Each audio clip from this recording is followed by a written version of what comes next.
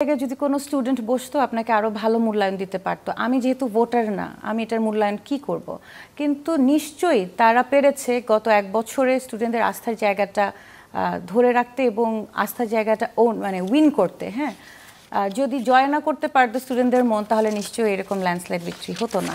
কখনো ভোট দেওয়ার সুযোগ পেয়েছেন, সেটা এইখানে হোক ডাকসু পাইনি, জাতীয় পর্যায়ে?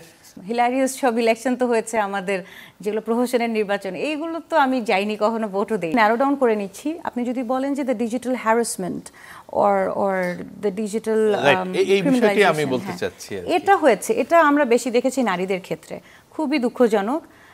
নারী প্রার্থীদের ক্ষেত্রে ডিজিটালি যে ধরনের আজে বাজে মন্তব্য, যে ধরনের কন্টেন্ট, সেগুলো তাদের মনোবল ভাঙার ক্ষেত্রে, তাদের মেন্টাল হেলথের ক্ষেত্রে এবং সর্বোপরি তাদের ক্যান্ডিডেট হিসেবে তাদের ডিগনিফাইড যে জায়গাটা, সেই জায়গাটাকে আসলে মানে একটা অ্যাটাক করার মতন।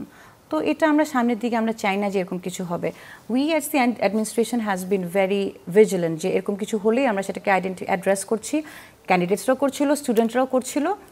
কিন্তু এটা সামনের দিকে আসলে এটা একটা বাংলাদেশের ওভারঅল পরিস্থিতি হয়ে গিয়েছে, ডিজিটালি মেয়েদেরকে অ্যাবিউজ করা, হ্যাঁ, সেক্সুয়ালি হ্যারাস করা, অনলাইন হ্যারাসমেন্ট।